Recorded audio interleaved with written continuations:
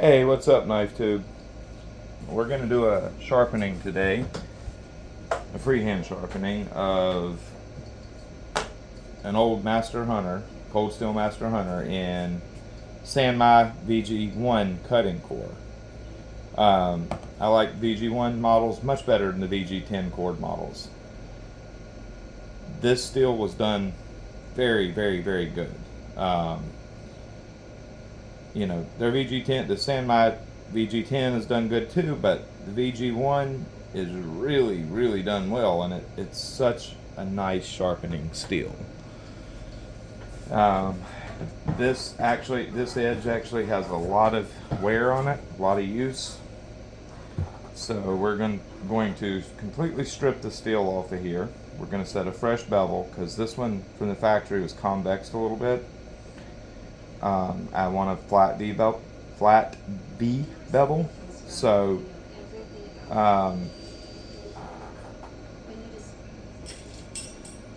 So we're going to get rid of all that.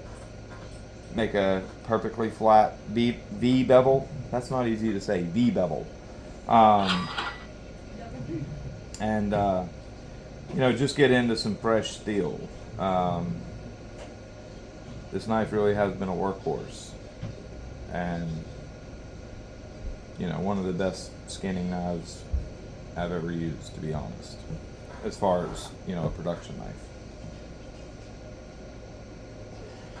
We're going to start out on the 140 Atoma plate, Windex with a little bit of Dawn. And this is a pretty, basically brand new plate. Didn't have an extra base to stick it to, so just slapped it on an old wore out cheap stone. Sorry about the chair squeaking. Can you guys see? Yes, you can. Okay. So what we're gonna do, because this knife is mainly for skinning, and parting out game, we're going to finish it higher than I would typically finish it. Just as like a belt knife, camp knife type deal, I would probably finish it at 400 to 500. But since this is a skinning knife for the most part, mainly for whitetail, we're gonna take it up a little higher than that.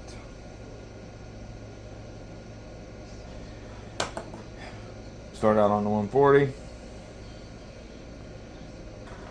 probably not going to be able to fill that bevel perfectly.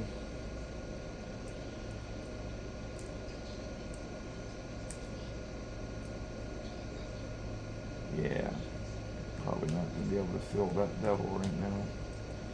So I'm just going to set it about what I feel is. Set it around 16. It's probably at about 18 right now.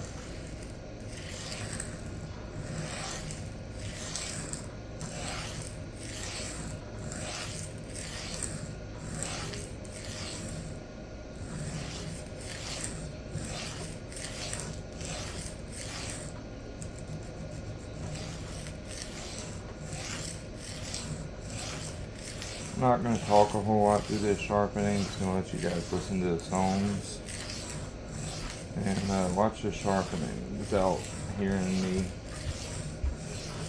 Actually, no, you know what? I told you all I was going to start doing story times. This is a perfect story time. I'll tell you all about a hunt that I did with my father. It's one of the funniest hunts ever. It was actually during the youth hunt, and it was an 8 to 16 hunt. And I had been doing it since I was 8. At the time I was, I believe, 15. And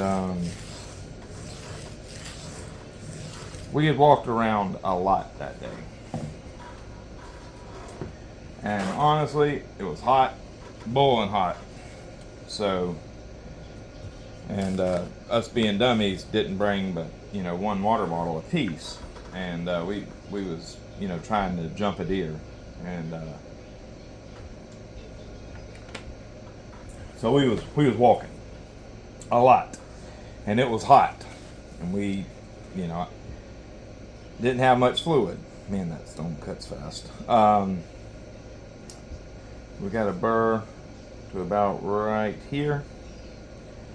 I figured because this grind's a little wonky. So, anyways, we was thirsty. Man, my dad was tougher than me. You know, at the time I was a 15-year-old kid, and I was thirsty, so I didn't want to carry the gun. And in the youth hunt, you know, only the youth is supposed to shoot. But I made a deal with my dad, and I was like, man, if you'll carry the gun and we jump a deer, it's yours. And we was actually using my brand new Mossberg 535 3.5 inch 12 gauge that he just bought me, and yeah, 28 inch barrel. It was not a light gun. So basically we're walking, he's carrying the gun now, and the agreement is if you're carrying it, you jump a deer, I don't care, shoot it. I've killed plenty of deer, so it, you know, is what it is. Well, he's carried this gun now for like 3 hours, and we're non-stop walking through the woods and down this tank trail. It's real soft sand, and it just wears you out walking on it. Well, we ease back into the woods where there's some palmettos, and we jump a deer, but we jumped it, you know, out of shotgun range because it's buckshot only. And we jumped, it's probably about 80 yards, and it looked like a spike. Well, I get a little excited, and I'm like, okay, I want to, you know, I'll carry the gun now. And he's like, all right, gives me the gun back. 15, 20 minutes later, I'm tired of carrying that heavy ass gun again, so what do? I'm like, all right, man, I can't do this. I'm too hot, I'm thirsty.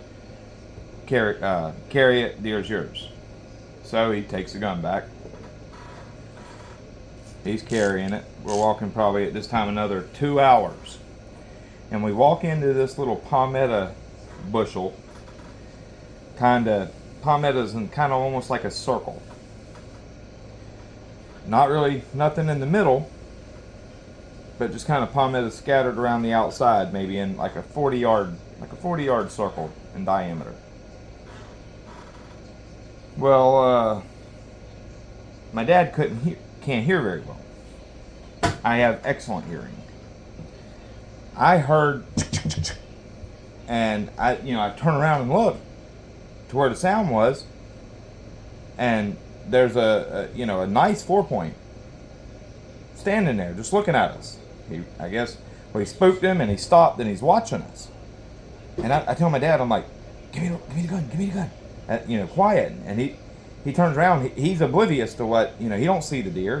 Why are you asking for the gun like that?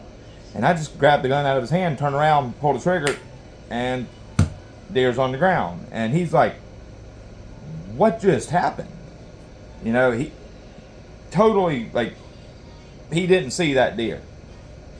And he's like, did you kill him? I'm like, man, he's right down the ground. And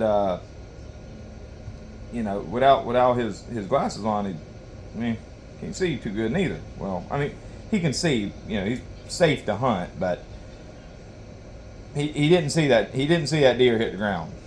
He didn't see what I shot at. He froze up, like, what the hell? I guess he wasn't expecting it. And I grabbed the gun out of his hand, pulled the trigger, and we walk over, and it's a nice, a nice 4-point, real quality 4-point.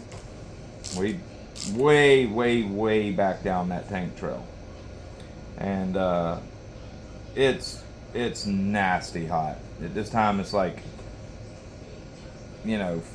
probably 5 o'clock in the afternoon, and it's just hot.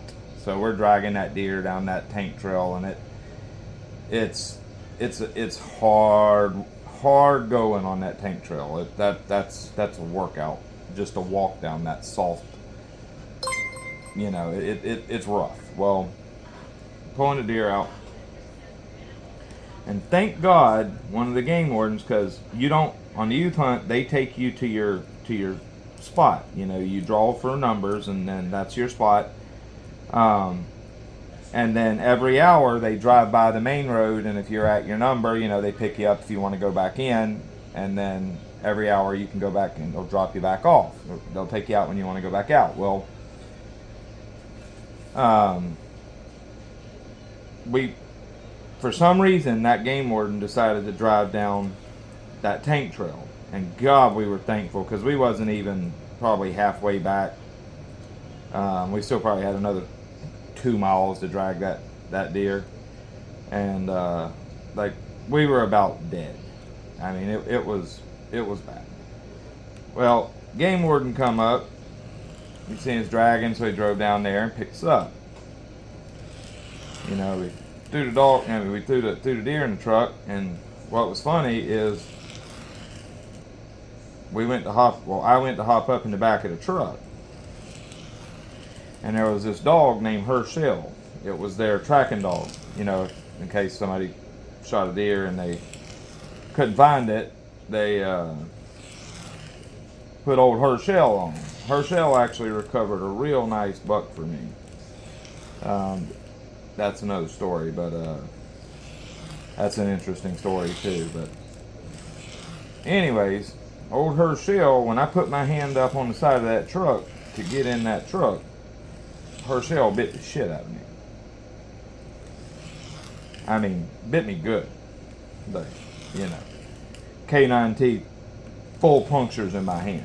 And, of course, my dad was one mad ass that I got, you know, bit by, like, but it is what it is, you know. They got me took care of, got me bandaged up good, and, you know, it is what it is. I was just happy to have my deer. Well, of course, Dad's proud of me that, you know, I killed it. Kind of annoyed, though, that he carried that gun all that way, and, you know, wound up not getting to take that deer.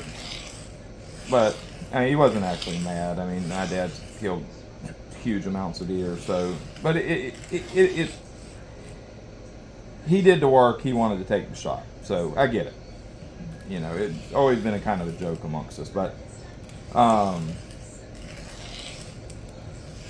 anyways, so, you know, we get back, we clean the deer, do our thing, and that year we get drawed for spring gobbler quota, and it's hard to get that spring gobbler quota. Very, very hard to get that permit. I mean, that quota permit. And basically, man, I hate when the edges are convexed. I had never killed a turkey at the time. Well, we're hunting together, and he's doing the calling. He's with a mouth call, and I've got a box call.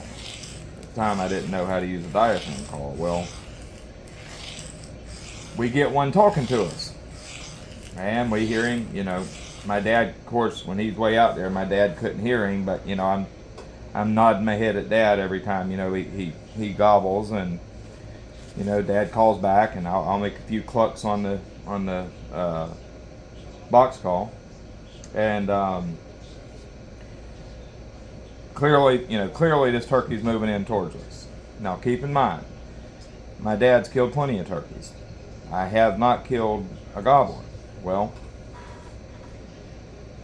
when we get the turkey moving in, we had left our decoys way back down the road, so we just basically got up on this little slope where we could see the road, because we figured he'd come walking down, you know, he'd come strutting down the road, and he was still quite a ways away at the time. Well, so we get up on this little hill, and I'm laying like here, you know, kind of prone position, and he's laying like this. And he's calling, got the bird, it's coming in hot. Well, full strut. And man, my heart was pounding out of my chest. Like, that's probably the most excited I've ever been hunting, period. Having that bird talk back to us like that, and then, maybe 120, 140 yards down the road, and full strut, just showing off. This is a big, big bird, and I'm going crazy. Well, bird kind of hangs up out there, and didn't want to come in anymore. But finally we got him. Let me check this real quick.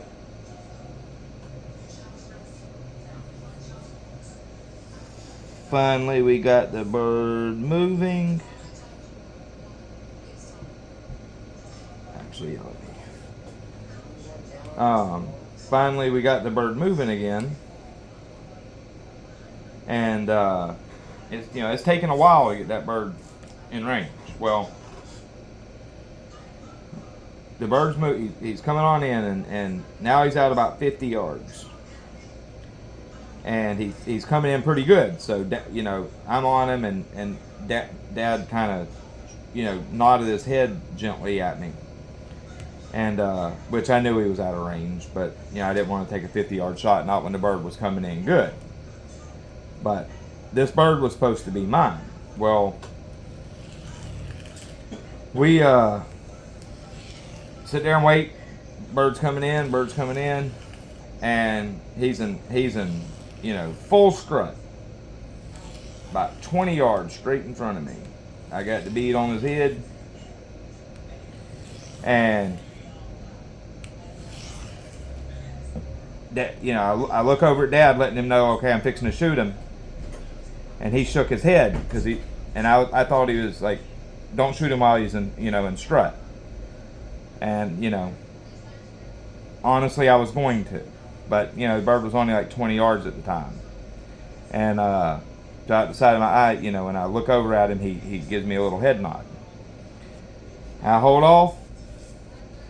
Man, I swear to God, as soon as that turkey, the split second that turkey started to drop his strut, my dad shot him, and turkey started flopping, and my dad instantly bust out into laughter, like just completely cracks up.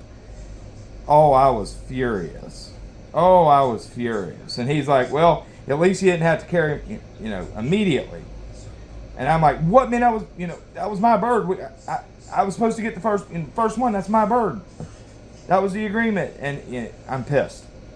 And he's just dying laughing. And he's like, at least you didn't have to carry the gun around the whole time, and then I yank it out your hands and shoot the bird. Oh, I was pissed. And you know what's crazy?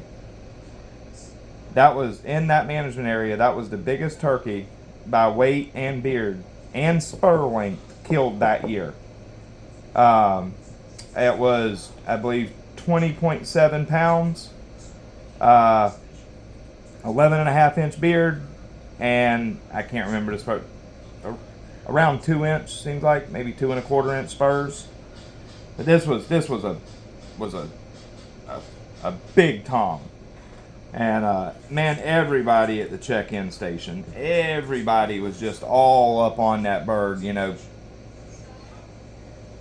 Good job, man. Telling my dad how big. Man, that's such a great turkey. Like, good job. Like, most of the other turkeys up there is all just little jakes, and here it is, my dad just getting all this glory with this magnum tom, and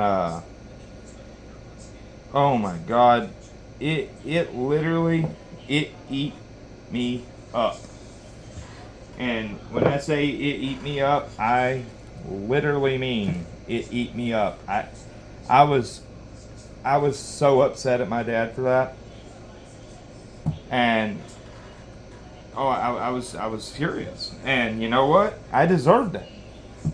because I made a deal with him.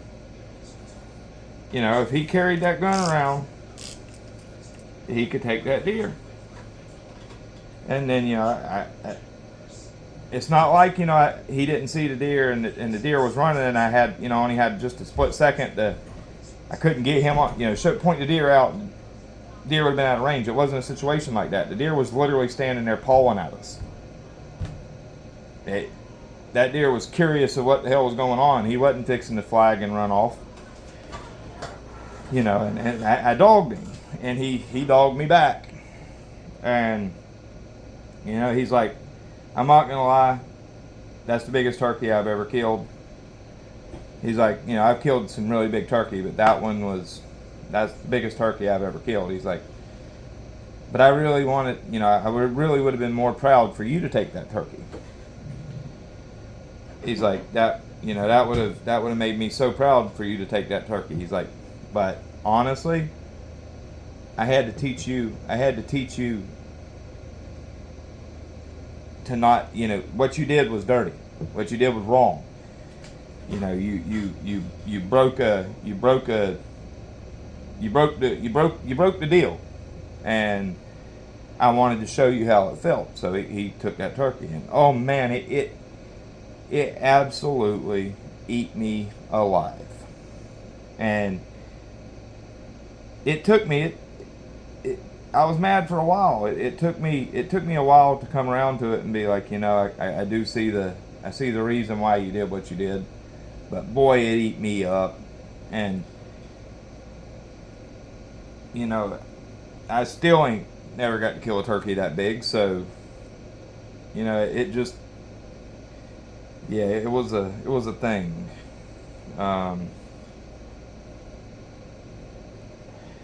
It was a thing. Something that still to this day, like I really wish I would have got to take that bird. But because I was greedy and took that deer. He paid me back. And but you know, it taught me a valuable lesson. Hey, what do you know? I can actually finally got a flat bevel. I can feel. Thank you. But it did teach me a valuable lesson, you know, like. And oh yeah, this is 400 CBN.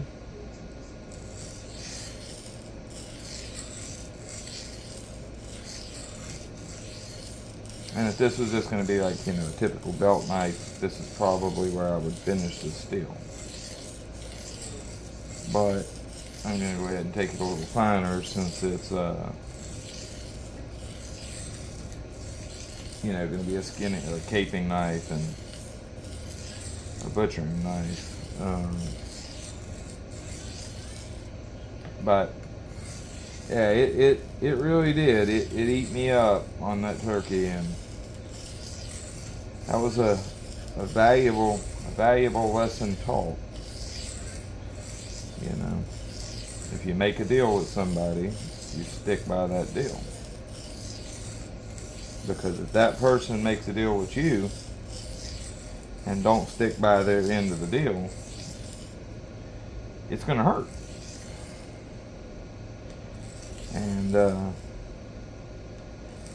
you know, as much as it sucked and as much as it ate me up, I hate to say it, you know, he taught me something that day. And that is, if you make a deal with somebody, you honor it.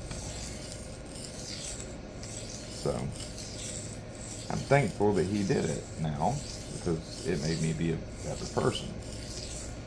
And you know, made me understand that turkey was something I really wanted bad. You know, he didn't care if he killed another 4-point. You know what I mean? Him killing a 4-point wouldn't really mean anything to him. But that trophy quality turkey absolutely meant something to me. you know, all these years later, I can literally picture in my mind right now that turkey in full strut, you know, 18, 20 yards in front of us. And, you know, me couldn't wait for that turkey to drop strut. And yeah, and then got it taken away from me. So it taught me something. It taught me that it hurts. When you're done wrong, it hurts.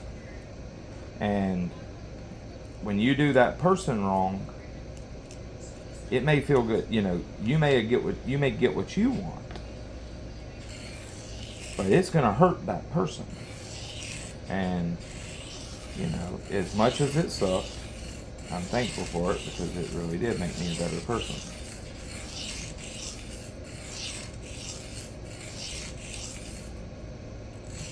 Well, that's the story, anyways.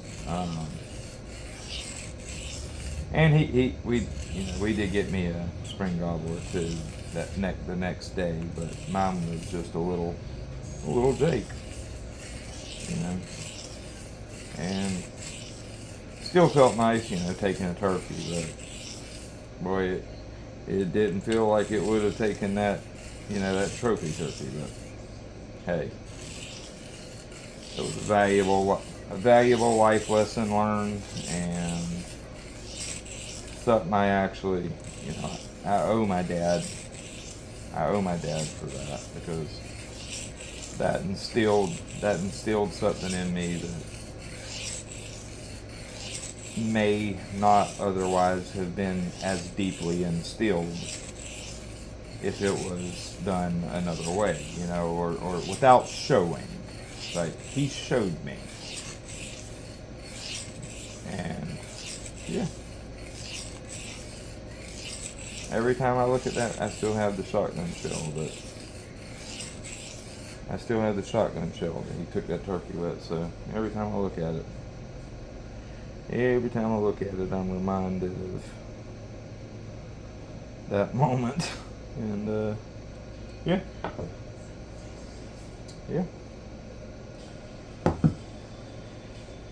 It was something. My dad was, you know, an awesome man. I wouldn't trade him for the world. I had the good pops. You know, good man. Always done his family right. Took care of his family, and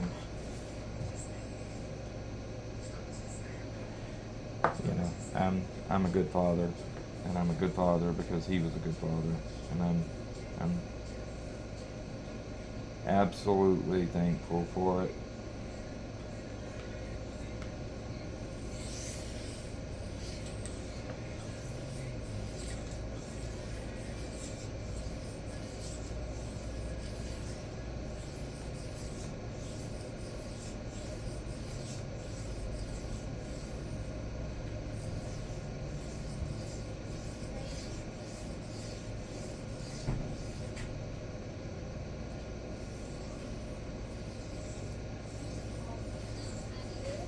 But anyways, yeah. This is the 800 CBN. This is where we're going to finish it at.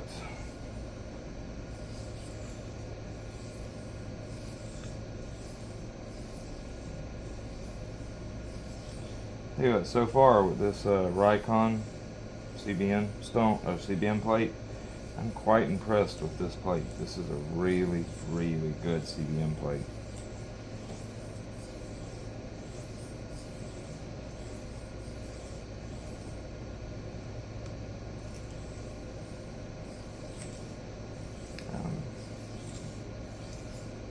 I'm very impressed with it.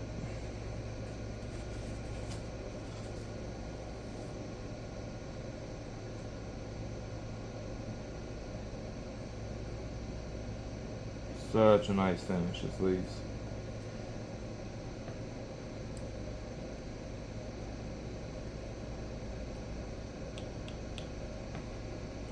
Don't want to snap that burr off yet.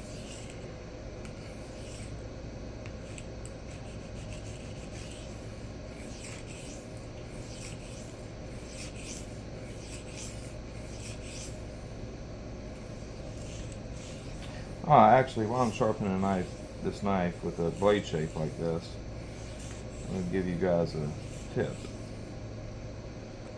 When you're working with this, this big sweep, all you got to do to get that tip is just raise your elbow, or, raise your shoulder. You do not have to do this to get to that tip, which is going to change your angle. You can still get that tip perfectly fine with just raising your elbow.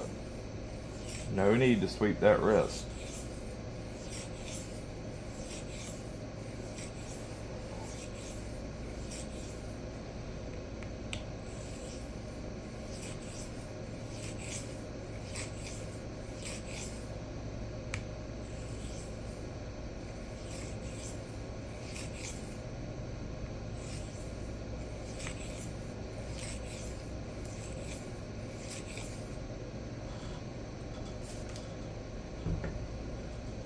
I will say this, if you get one of these Rikon plates, when you go over to the 800 side, it responds a little better with water and like this mixture here of Dawn, a couple drops of Dawn and glass cleaner, but diluted with a little bit of water. It responds a little better that way than it does with just the pure cleaner. Now the coarser side doesn't matter, but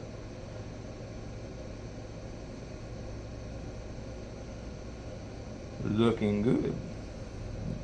Oh yeah. That burrs are starting to refine down.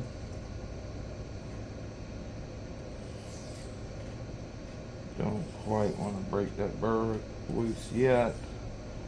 Want to get that scratch pattern dead consistent. And refine that burr.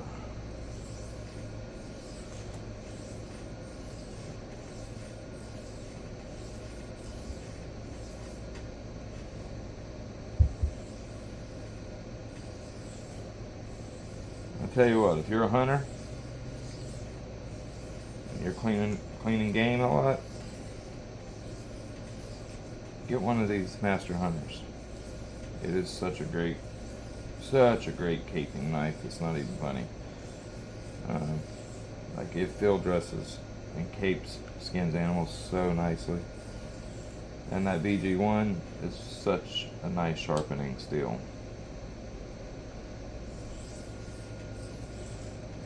I'm not in no hurry here. I could have this edge done in a couple minutes, but I'm just bullshitting with y'all.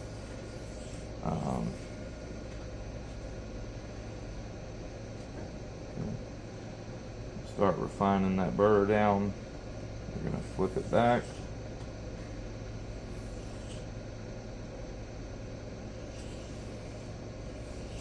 We're going to start refining the burr here.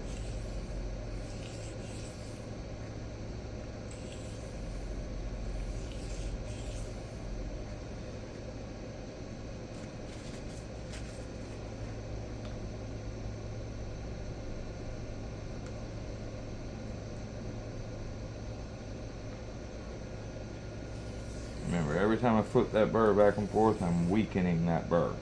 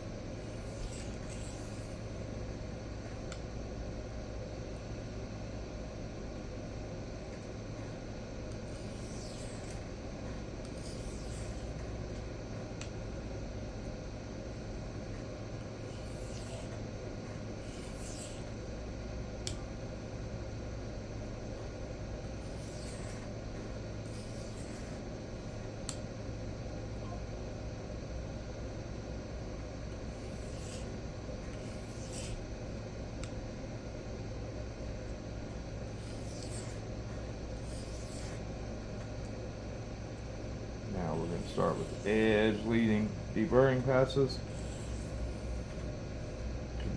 start breaking any of those burr fragments, breaking them off. They're already weakened from me fatiguing them.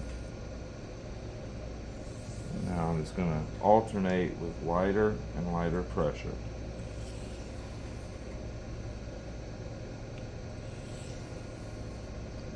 And this is when it's incredibly double, triple important to keep your your angle exactly consistent.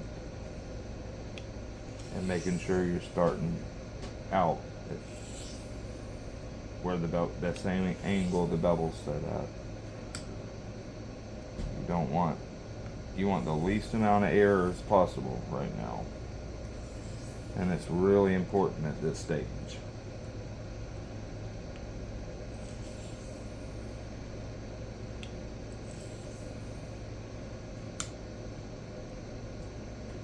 I can feel the burr breaking loose.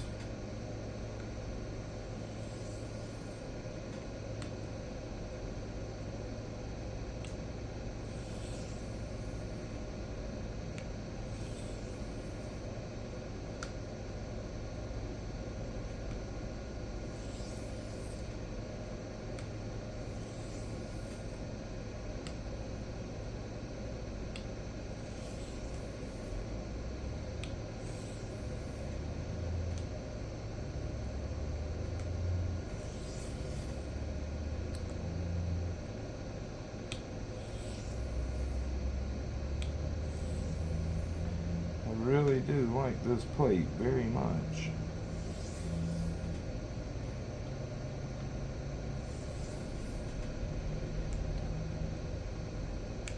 If you're looking for a good dual-sided CBN plate, I'll put a link in the comments. This is a good one.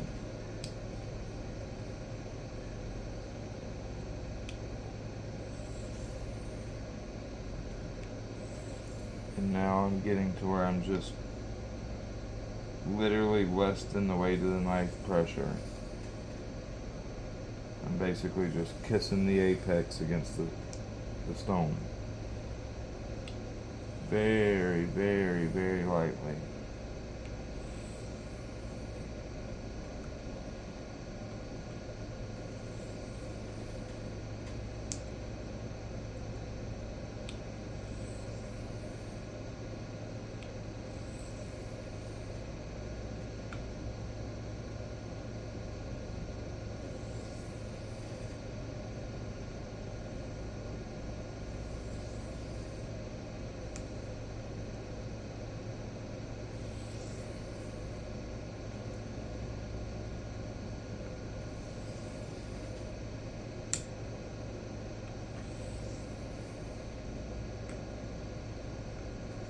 Do this really good, you're going to be left with very little, hardly any burr fragments.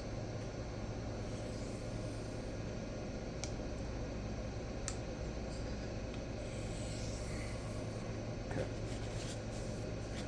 Should be in B. Oh yeah, that's that is a good edge. Straight off the stone, easily shaving.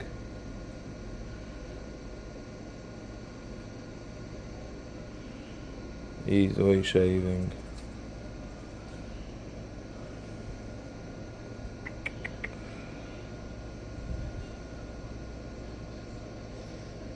Hell, I don't got no hair left over here.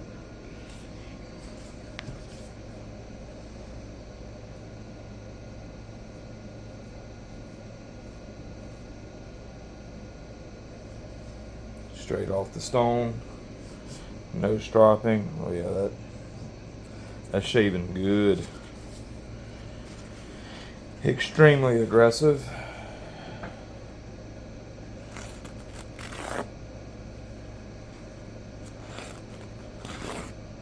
Yeah. Extremely aggressive. See if I can get you guys to be able to see what the edge looks like.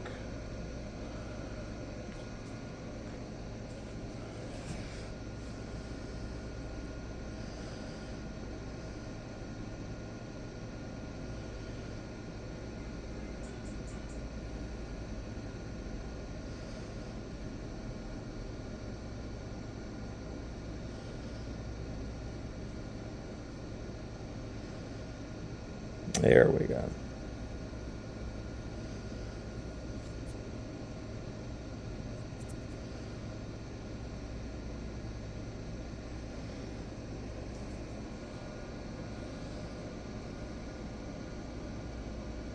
Come on, focus, damn it. All right, let's hit this baby on a strop real quick. I am going to go straight leather.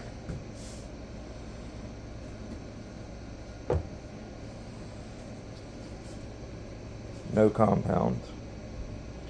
I'm going to strop slightly above angle, just to allow the strop to catch any fragments of bird that may be remaining. Alright, this is just straight leather, no compound.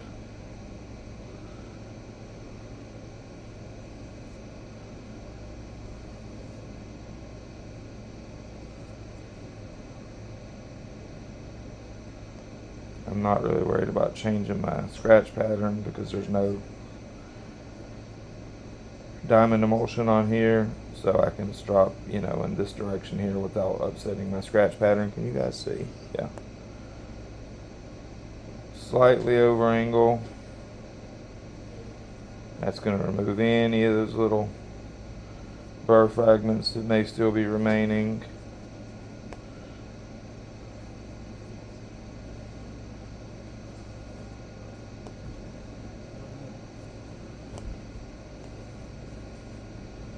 Okay. Well, that is one super aggressive edge. That is going to blaze through silver skin and sinew and fat. That's just going to... That is a good 800 grit edge. Damn it. That is... almost killed myself. That is a good 800 grit edge right there.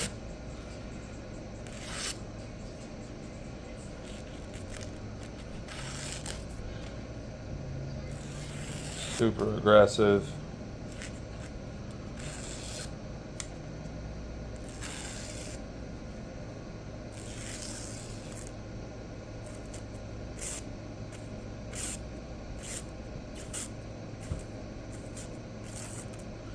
Super duper aggressive. And I'm not pulling this paper towel tight, it's loose.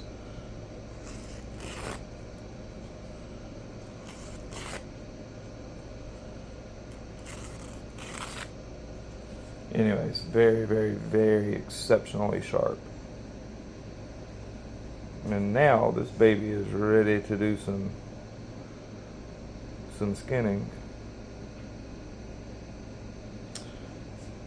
Only bad thing is these daggum sheaths will definitely harm your edge. So it's going to go in there where I make sure it don't touch.